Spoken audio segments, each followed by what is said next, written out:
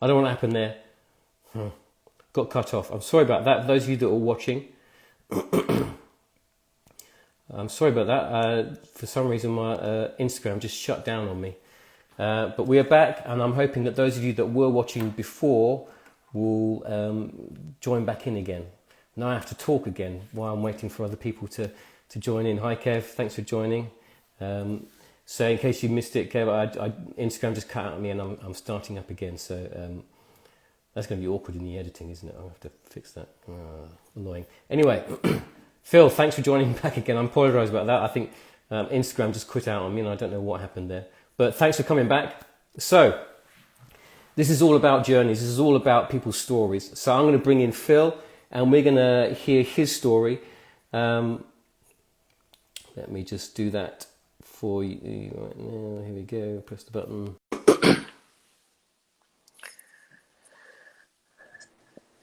And here he is. Fantastic. How you doing, Matt? Thanks for having me on. That is a pleasure. Thank you for joining us. I'm just slightly stressed because of Instagram messing around with me there. It's a bit annoying, but we'll see what technology. Happens, eh? Yeah, we'll keep press on. Well, thank you for joining me, Phil. It's great to reconnect with you after such a while. It's been a few years, hasn't it? It has, yeah. It was, yeah. We were just in a little village hall, yes, enjoying tea and cakes, weren't we? That's right. Yes, that's right. Sort of thing. Very English. Yeah. Really, really, really nice to reconnect after this time. Yeah, that's fantastic. Well, okay, so I'm going to jump straight in it. First of all, why don't you tell me a little bit about yourself, how you came to be on Jersey, and how you came to be connected with Freedom Church, and that kind of thing. Yeah. Okay. Great. Well, yes. So Jersey. Yeah. I'm at this church, Freedom Church. I've been here for 6 years. Wow. And it's a great church. It's a vibrant church of like 300, 350 people, that sort of thing. Well, that's fantastic. I didn't realise there were that many people on Jersey. I know, right? That's amazing. Drag the cows in with them just to.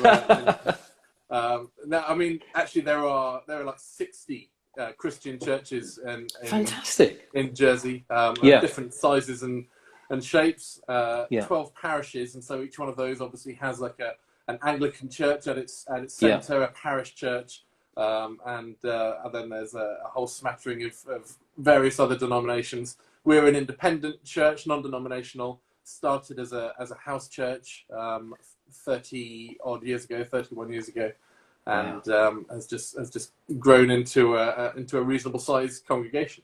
Yeah. So I've got a team of about 30-ish people, musicians and singers and wow, fantastic. A great tech team, and and we've been meeting in a school hall, and have this year terminated that contract and are endeavouring to move into our own building, which is fantastic. Odeon Cinema in the main town of St Helens. That building, it requires a bit of refurbishment before we can get everyone in at one time. So we've got like a smaller auditorium up and running. But of course, at the moment, that doesn't present us with much of an issue because we're not allowed to get everyone in the building anyway. Absolutely. So, I mean, what a funny time, eh? So what we have been doing is service gatherings, we've called them, where we've encouraged people to gather together in groups of 10 or 15, whatever the legal allowance is, in homes to watch the broadcast together. So there's some element of community. And then we've just started a service gathering in our building with 40 people allowed. That's the limit that we're allowed for that kind of thing here. So it's probably slightly different from the UK. Jersey's not part of the United Kingdom. It is a British island. It's a crown dependency, it's called. People here are very confused about it. So those who are watching are like, "Oh, I didn't realize." Most people here don't know either. Like don't quite understand the relationship. But all we know is that, so we're independently governed. But we still use pound sterling, and we're not part of the EU, so we don't need to Brexit. But what happens in the UK does affect Jersey. So Yes. yeah, all very interesting relationship. But and is Bergerac still a thing or in Jersey? I mean, because honestly, the only thing I've ever heard of Jersey really is through Bergerac. That's right. Is that... There's a John Nettle statue on every street corner. Yeah, I thought so. Yeah, very proud of it. I tried watching when we moved here. I was like, I need to do my homework about Jersey, so we borrowed the entire back catalogue of Bergerac. Thinking, we'll start at the beginning, which was shot in the 70s or something. Yes. And we got about 5 episodes in, and we were like, nah, really tough watching. Like, probably if we'd started at the end, where they'd progressed it more, it would have been better. But they're talking about bringing it back, Bergerac. So, are they really? Yeah. Oh my goodness. So well, there you go. We'll see. Yeah. I'm not sure what the impact will be over here. So anyway, 40 people we're getting in Well Building on a Sunday morning again to watch the broadcast. And then between now and the end of the year, my aim is to transition that to a hybrid service where we've got live MCing, live preach, some interviews and stuff. The only thing that will be pre-recorded is the worship, because the government have said still no singing and no brass instruments is one of their restrictions over here and stuff like that. So so we'll do what we're able to do, and then that's what we'll live stream out to the other service gatherings. So that'll be a shift of paradigm for us from our pre-record that we're doing. Fantastic. But it'll feel like progress at least. I think. Yes, exactly. It's little steps, isn't it? Yeah, absolutely. So tell me, how did you get into leading worship? What's your story with actually becoming a worship leader? Right. Yeah. Well, I mean, going right back, I was born in Guernsey. Okay. So being in Jersey is like a return to my roots. That's why I've got a weird surname, Le Cheminant. But somehow I've just ended up on the sister island. I've got to keep a low profile. There's a real rivalry thing that is there? Portsmouth, like, Southampton kind of thing. Exactly that. Saints and Pompey. Exactly. So but I grew up in the south of England, around Southampton, and then subsequently Romsey. So for most of my childhood, I attended Highfield Anglican Church, which is near Southampton, and it was there at a youth camp in my teens that I made a decision to be serious about my faith, and it was around the age of 14 that I first started playing in worship. I remember the worship leader said to me, like they'd heard me playing like just in our youth group on the upright piano in a little upstairs room, and they said, "Oh, could you fill in over the summer?" Hello, Chestnut. Filling in over the summer, and several years later.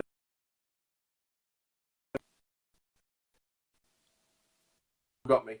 Got you now. You're back. You okay, great. But you're back, so that was when I started playing in worship, and it was at that time like Spring Harvest was a big thing for that church. So every year we're doing Spring Harvest.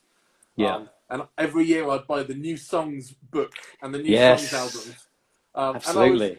Do you know what? I was lying in bed last night remembering my favourite album, which I remember so well, was Spring Harvest 1993. And it had some classics on it. Graham Kendrick's "Jesus Restore to Us Again" really stuck in my mind last night for some reason. But there was some beautiful stuff on there. And those years of my early teens were hugely formative for me in worship. Like, it was my first time playing in a band. I started playing by ear.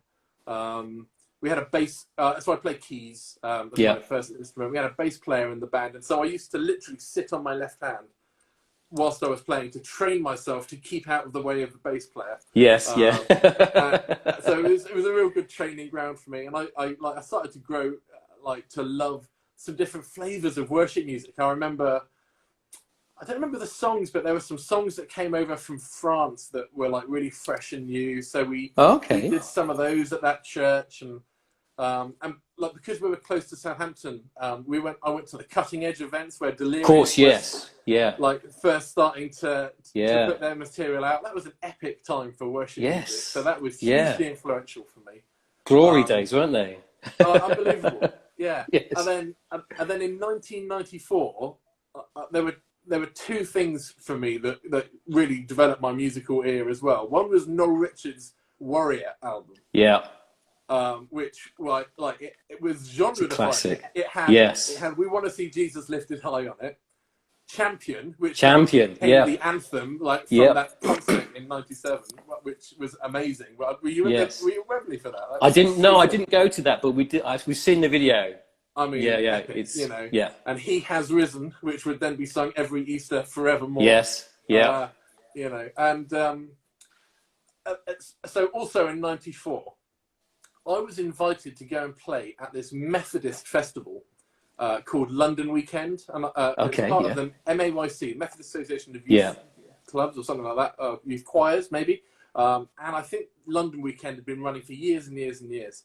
And I was invited to go along and play second keys. Now, I had no idea what second keys meant at the time, but I had to go. And, I was just told, just avoid the piano sounds and play some other stuff. So I did my best. I just muddled along. But among the songs that we were asked to lead was Ron Canoli's Put Your Hands Together, which was the opening track from the God Is Able album. Yeah. And Ron Canoli became hugely influential for me. Like Noel Robinson mentioned a few weeks ago, he played with Ron, and that really did something in me. That song captured my attention like nothing I'd heard before. Like really, we'd been doing Graham Kendrick and stuff at this church, but suddenly I was hearing a gospel choir, slap bass, funk guitar, extended jazzy chords, a horn section, syncopated rhythms, and this was my first exposure to gospel music, and it lit a fire in me. So I was like, what? I remember I said to one of the singers who he became a real good friend, what was that song? Where can I find it? And he told me the album. So I rushed to the local Christian bookshop in Southampton, which I'd never set foot in before, and I bought the cassette of God Is Able. And they also sold a split tracks cassette where they had the choir on one side. Yes, that's right. And the They band just on the other started side, doing that. And no Ron Canoli. He wasn't on it, but so I used to listen to one side at a time on my commutes to work and just shoot. I was like, oh, what did that instrument play? And what was the singer singing? And I bought the VHS as well. Yes. And I remember there was one song that had this crazy key change in it. This sequence of extended chords. I had no idea. My ear was all right, but this really stretched me. I was like, what is that? And I remember in my parents' house running back and forth between my room where my keyboard was and the lounge with the VHS the video, listening to a chord and pausing it and running back and going, what was that? Working out the notes. Yes. So stuff like that. Really, I grew and it stretched me, and that set me on a different musical path, really. So I joined a jazz orchestra as a drummer, just as a kid, but that helped me to stretch and broaden my musical horizons. And then I led worship in my late teens. I ended up at an Elim Pentecostal church for 2 or 3 years, around the time of the Toronto Blessing. Oh, okay. When all the stuff was happening. Yeah, wild times. And so I was the worship leader, and I was a terrible worship leader because I wouldn't plan a list. I just have my music books in front of me. And I'd flick through the book and go, let's sing that one. So I'd start singing it, and there'd be a guy with a box of acetates, furiously rummaging through, trying to find the song that I was singing so he could put the words up on the screen. And then I'd pick the next one. So I learned soon after that I needed to communicate a bit more clearly about what was going on. And then eventually, as a young adult, I joined this non-denominational church in Romsey and took on the leadership of the worship team, and I ran that voluntarily for 18 years, and that was a mobile church. So we moved around 4 different venues in those years, and week in, week out, lugging around speakers and all the rest of it. And I was reflecting on this. I think anyone watching in that situation, and they're frustrated that they've got to do all of this lugging around before they can worship.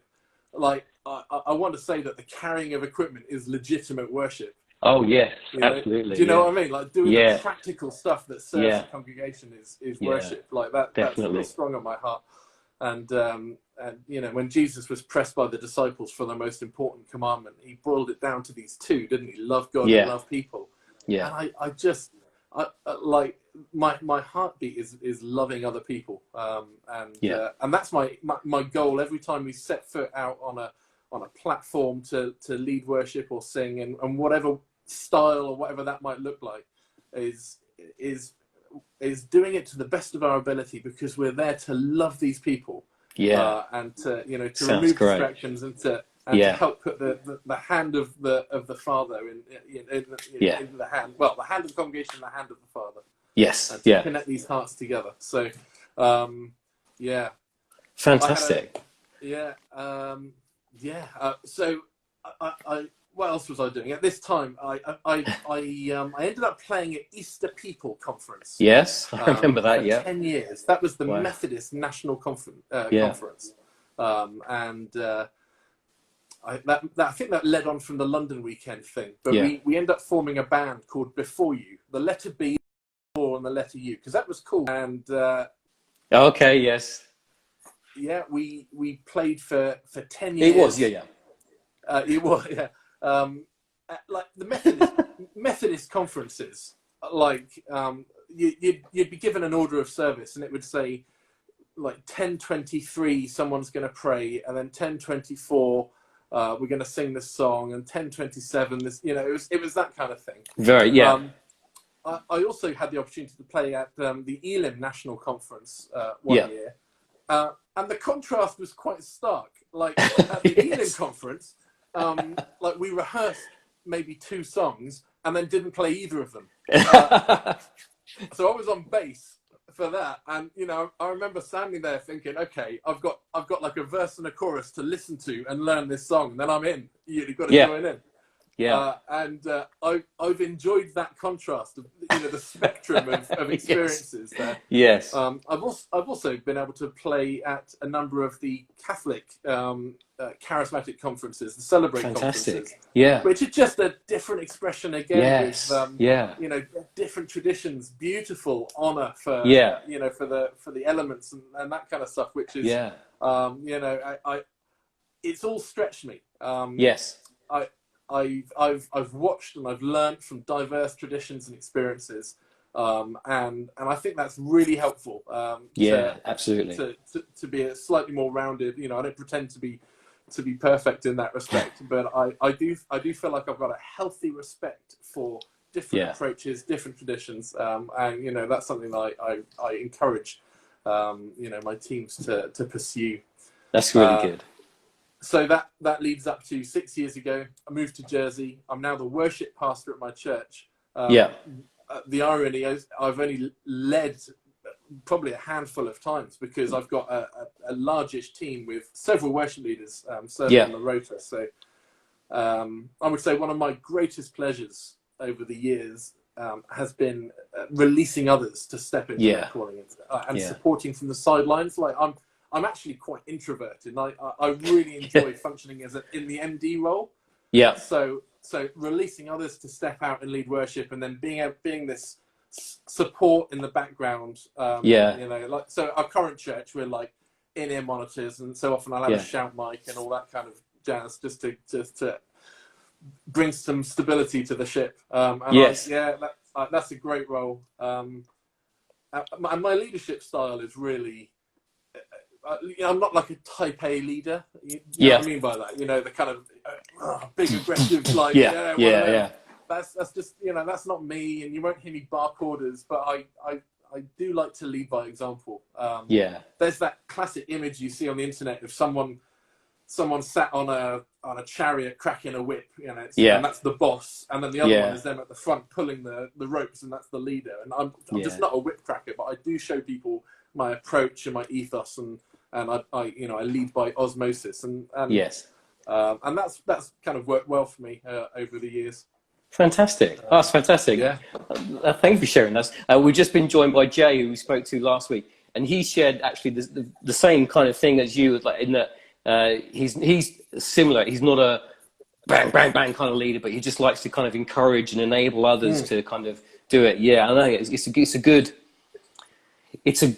mindset for a pastoral leader. I know we're in worship, but it is very much pastoral, isn't it? Yeah, that kind of mindset is really important. Yeah. Yeah. So tell me, what have been some of the biggest challenges that you faced as a leader, particularly maybe when you came to your current church, and I imagine it was an established team that you came to, but what have been some of the challenges that you have faced throughout your life as a worship leader, and how have you overcome those challenges?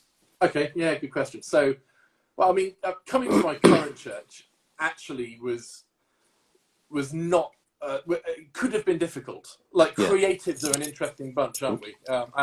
So I didn't know what culture I was walking into. I'd visited and I'd seen that the guys were really cool, but you don't know. And the reality that I found was that that I'd been set up really well for success. Like the contact that I had here, a good friend Tim had really sold me well to the team. He was like, "Oh, this great guy's coming in. You're gonna love him."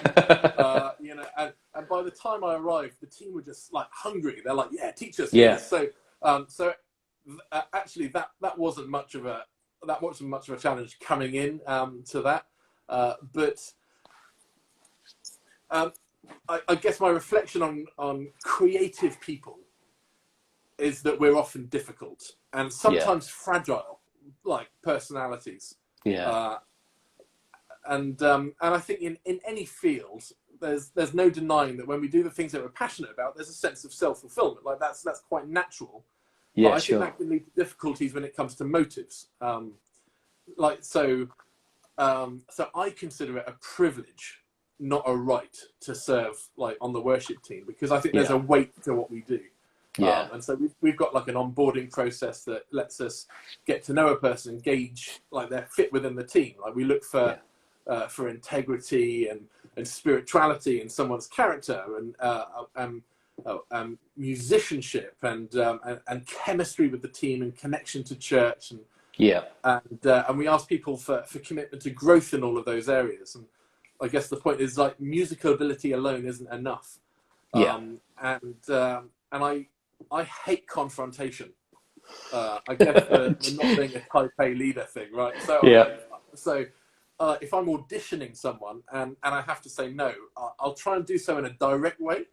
And connect them with another team, where there may be a better fit or something like that, because everyone's got a part to play, right? But I think some of my biggest challenges, going back years and years, have been clashes with people who believe that they should be on the team, and reactions can sometimes be aggressive or manipulative and stuff like that. And man, I just really dislike drama and fighting, So we're all on the same team. Yeah. Amen. The analogy of we're all cogs in a finely tuned machine or whatever. We've all got a part to play, and it's just that we sometimes differ on what that part is, right? So I think that's been a challenge for me is having to have the guts to have the difficult conversation and connect people in. But I can hand on heart say that I am in a team right now which is super healthy culture, and I'm so happy about that, because otherwise I'd be crying. Are there any things in particular that you've learned from those conversations where you've had to kind of deal with people in that way? Are there any specific things that you've learned that maybe has informed you in future conversations and have made those conversations go a bit better? If you see what I mean. What have I learned from those conversations? Not necessarily from the conversations. I've learned not to have them alone. So I'll do that stuff with at least one other person from the team with me. And that's not a strength in numbers thing, but it's although it can be. Although it does. But there's just an accountability there then to make sure that we can say afterwards, were we loving, were we affirming, that kind of stuff. Because I never want someone to walk away and feel rejected. That's that's absolutely not my heart. I want them to walk away knowing that they're loved, knowing that they're valuable, and that they're a part of our family. And that's not the easiest thing.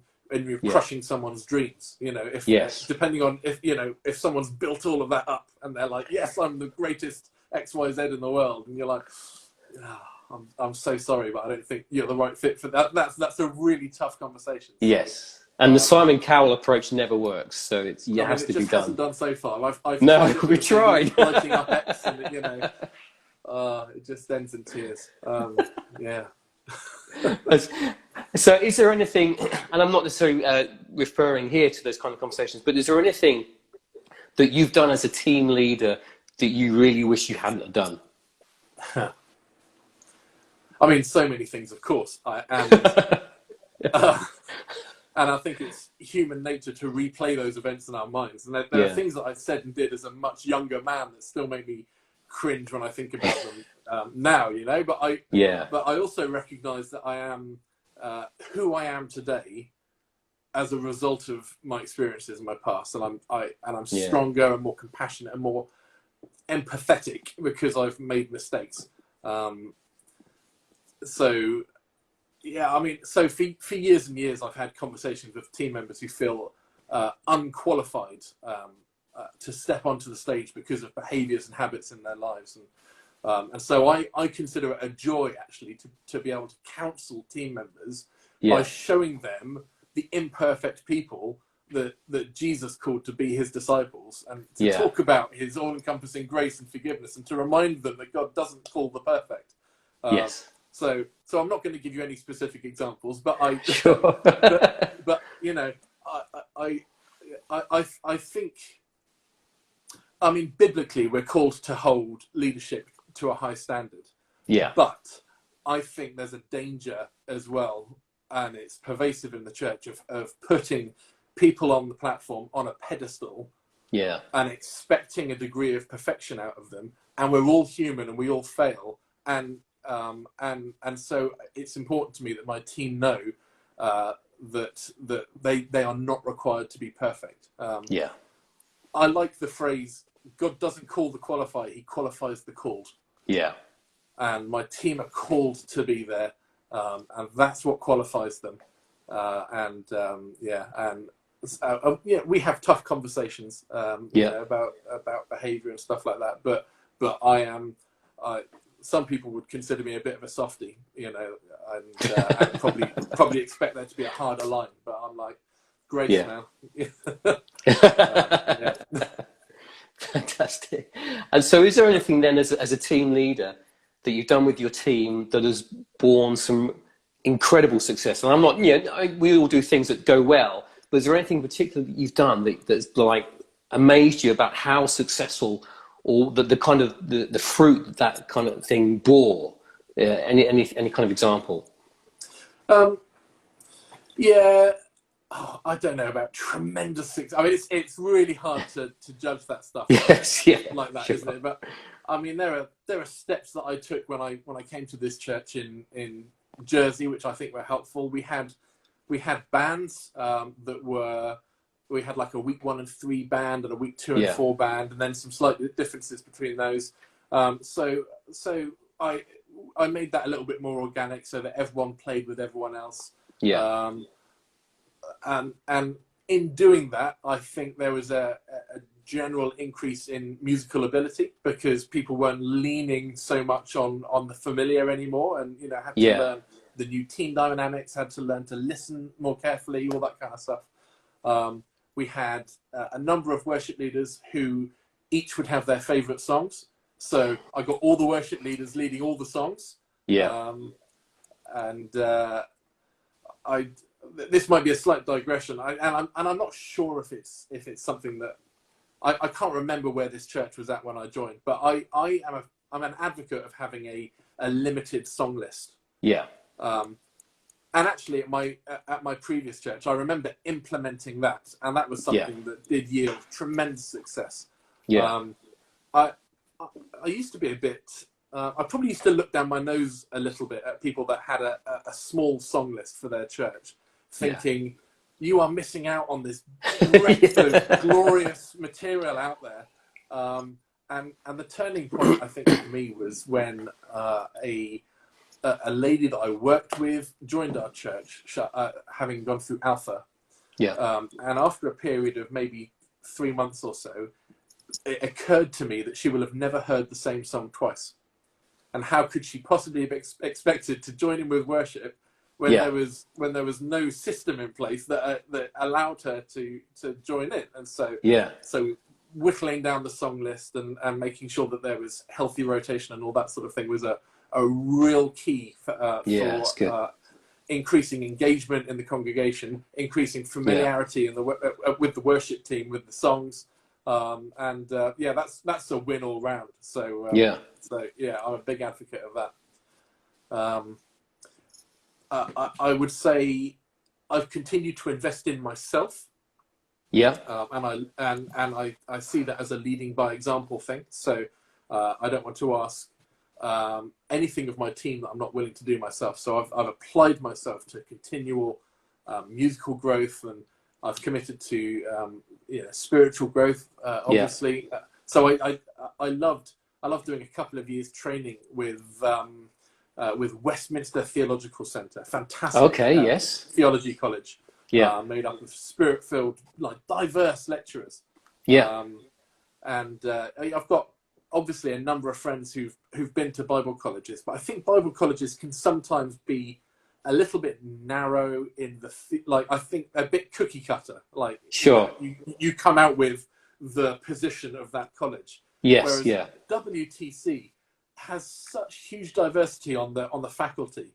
And I remember it's mostly online, but there's 2 residentials a year, and an early residential, we had one lecturer, I think it was our Old Testament lecturer, in the morning saying, okay, to study the Old Testament, we have to start in Genesis. And he taught us Genesis, and he's like, through all of his years of study, and the lecturers are like well-respected authors, they're great guys. In all of his years of study, this is my interpretation of Genesis. Then in the afternoon, our mission lecturer said, well, to understand mission, you need to understand Genesis. And he taught us Genesis, and they were utterly incompatible.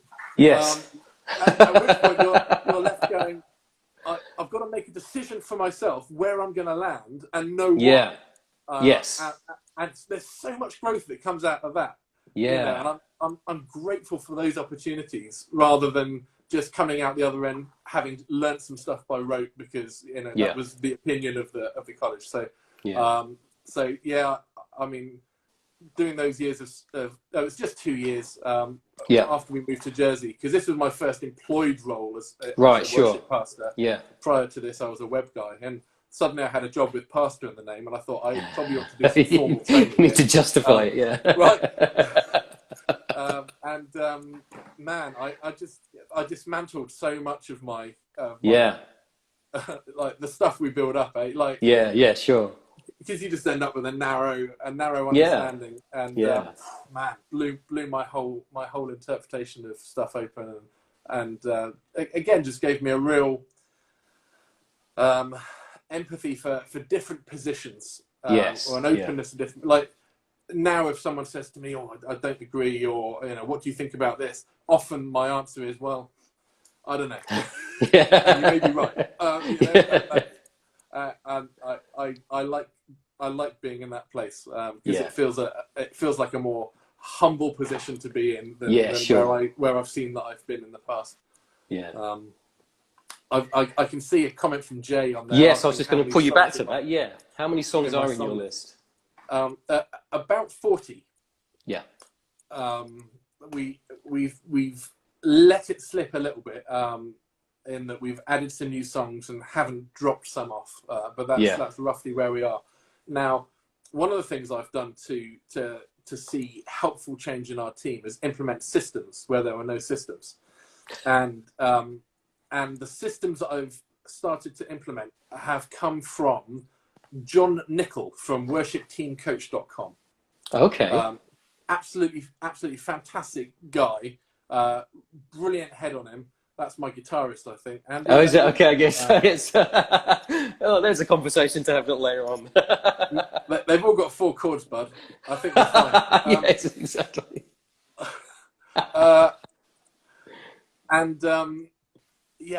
This guy's got so much useful information to help worship teams implement key systems for like smooth running ministries, and it's stuff like having an onboarding system for people joining the band. It's song rotation and I don't know.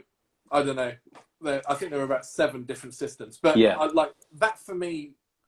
I came into this like a bit green. You know, I'd been a worship leader and I'd kind of voluntarily run this team. But needing to take it a bit more seriously as part of my job. It was really helpful to identify stuff that just was kind of outside of my thinking, and I found that really useful. So what was that address again? What was that, guys? Worshipteamcoach.com. Worshipteamcoach.com. Brilliant. Yeah, I think it's great. I mean, it's if your brain's like that, like mine is. I like systems, and so does my wife. Like she's an Excel spreadsheet. Okay. Yeah. And so we like order. We like know what's going on, all that sort of thing. So if that's not for you, then this guy might just wind you up. But yes, it helped me identify some blind spots, and one of those things was identifying the different roles of a leader as well. Which I'd never really considered before. We ask a lot of a worship leader, particularly if someone's serving in a church and they're the only worship leader and they're doing this thing alone. They're expected to be like an administrator, like communicating out the song choices, a lead singer, a pastor potentially to their team. All these different things, and the reality is we probably don't have giftings in all of them. We probably are gifted in 2 or 3. So that's been helpful for me, to let myself off a little bit, to relieve the pressure, but also then to be thinking, who in my team can I be releasing? And then you're not just thinking, who can I promote to be a worship leader from a singer, but you're like, who can I release to do some of the admin? Who can I release to look after the team pastorally? Those things are really important, and not in everyone's wheelhouse. So No, that's some great ideas. That's great. Helpful. That's really good. I've also, I guess, invited team members to come with me to play at other events. That's something that has allowed individuals to grow, like locally and further afield. Like if I get an invite, then if I can, I'll take someone with me. That's something I've always enjoyed doing. Because it's fun. It's like a little trip away, so great for bonding and growth within the team. But also, I think it just causes you as an individual to step up a bit. You're like, and you get to see outside your own church sphere, because it's very easy to get stuck in that, isn't it? And when you see other things, see other churches and how they do it, and you either think, well, that's really good, or that's really bad, and I'm glad we do it the way we. It's that kind of. It's just seeing the bigger picture, isn't it? Yeah, totally. Yeah, and I know I've personally grown a lot in that way. Like when I was a younger guy, and I was being given opportunities to go with someone to play or whatever. I was like, exactly as you say, the different experiences. And something that was good for me was the Worship Together conference for that. It used to be, it's called Mission Worship now, isn't it? It used to be Worship down at Eastbourne, in November. And I went to that many years, and then since being in Jersey, one year we took a few of our worship leaders as well, and I like that one because of the diversity of the different leaders. So different styles that you get, that sort of thing. Just great to be able to chat about it on the way home and go, what did we like, what didn't we like, what can we take from this, and great to be challenged in that way. Oh, excellent. So has there been any advice that you've been given over your time as a worship leader from someone else that has really stuck with you, that maybe has formed part of your leadership even? There's something that's stuck with me that I've been wrestling with, and I've yet to be able to do anything with. Yeah. So last year I received 6 months of coaching online from a chap called Nick Payne in the US, in Minnesota. Yes. Really inspiring guy, great thinker, unbelievable brain. Like you take a problem to Nick, and he's like, yeah, like, you know, and has this wisdom. And so I loved that time learning from Nick. And the thing that he taught me that stuck with me the most was his approach to his team relationships. What he aspires to is to reach what he called fridge rights. In other words, a member of the team can walk into another member of the team's house and open the fridge and make themselves a sandwich without anyone batting an eyelid. Because he's like, if you can reach that level of relationship, then all other issues melt away. Sure. You're no longer operating from a business team. You don't need to call meetings to, like, for example, let's say there's a backing vocalist who doesn't get scheduled often enough. Like that might be a typical example. It's like, or doesn't get a solo. Why does so and so get all the solos and I don't get the solos? Those kind of conversations typically result in a meeting. You know, so okay, well, let's sit down and talk this through. But once you reach that level of relationship, it's a conversation with a mate. It's like, hey dude, why is this an issue? And it's like, oh man, you know, this is where we're at, and you know what I mean? Like it softens all of those things. And I think the chemistry between the team on the platform becomes a reflection of the chemistry of the team off the platform. That's something that I am keen to pursue with my team. I don't know how we get there. Especially because we're English as well, and it's like, you know, we're British. It's a very different thing. Very different. And prior to now, of course, we'd been meeting in a school hall. We're now that we're going to start meeting in our own building, we're able to create more spaces where we could hang out together more easily and all that sort of thing. It's something to work towards. It's an inspiring goal, isn't it? It is, yeah. Lockdown kind of has seen to that as well. Because we all have to stay at home anyway. But that's still an aim for me. And maybe it's a 5-year goal or a 10-year goal. You know, I don't know, but I'm really keen. I'm really keen to grow our relationships. I'm just going to repeat myself. I'm not going to do that. That's fine. No, that's great. That's really good. Phil, thank you so much for giving up your evening to chat with me here tonight. It's been really, really good. Loads of good stuff coming out, and it's nice. Again, this has happened a few times in some of these conversations where I'm listening to someone who's telling me all about myself and like sharing the same experiences and so it's really exciting to kind of to chat with someone who I can relate to on lots of different levels because of so many shared experiences. Great. It's really good. Yeah. I've got one question just to finish up with, if that's okay, and that is. What are there any podcasts or books that you've read recently or listened to recently that you would really recommend for a worship leader to listen to, particularly a young worship leader? The podcast that I've just finished listening to is Alan Partridge from the Oast House. I'm a huge fan of Alan Partridge. I think it's. I've been belly laughing at it. My wife doesn't get it at all. So that's, if I'm being honest, that's the podcast that I've been listening to. Helpful. But probably isn't going to help anyone grow. but there's a book on my my bedside that I've not started reading yet. Yeah. That if anyone wants to join me, The Naked Gospel. Yeah. This is on the theme of stripping away religion. Yeah. And in fact, there's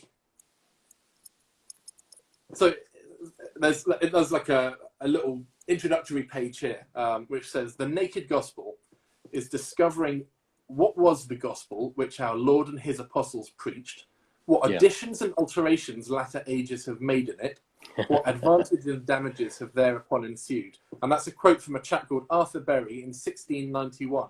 Wow. Who supposedly wrote his own book called The Naked Gospel, which it says here was burned by the church of his day. So I think this might be a possibly controversial one, but I've been honest about my journey, with theology college and and knocking over some of my own sacred cows, and if I think back further, a book that had a huge influence on me was is not specific to worship, but I highly recommend it. It was is Jesus Is by Judah Smith. Okay. Yes. It was during a part of my faith journey where I had a very high bibliology and hadn't spent much time considering my Christology. So I would read the Bible as if every word was God's instruction to me, which is not a healthy way of reading the Bible particularly. And this book helped me to refocus on the person of Jesus and start to take my eyes off of rules and religion.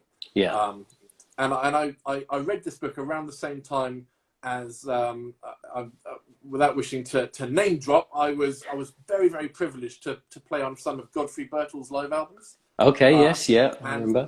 And there's a strong message of freedom and grace in his songs.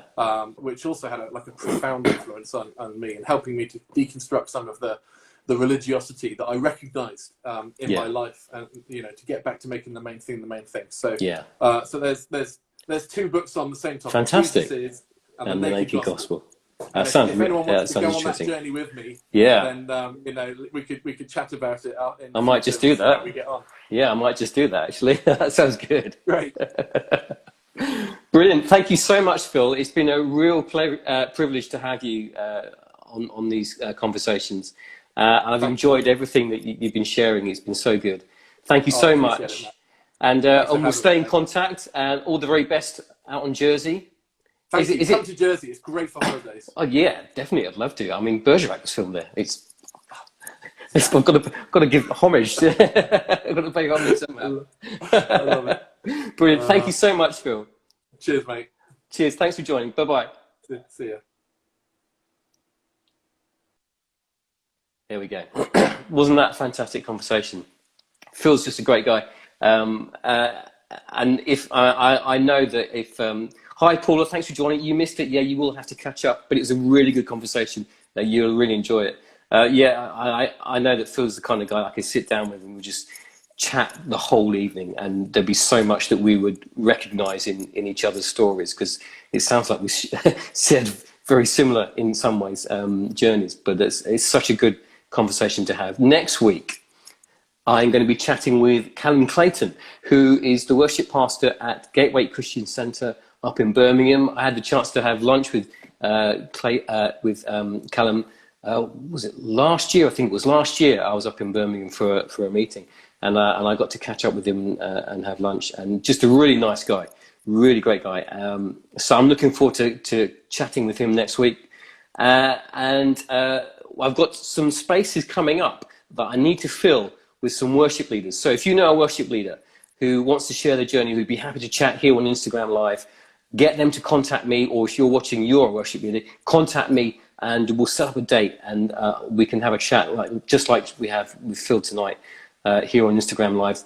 These are great opportunities just to share your story and to share the things that you've learned as a worship leader, because we can all learn from it. Whether it's good or whether it's bad, we can learn. We can always be learning. And as worship leaders and leaders in every area of life, we should be learning all the time.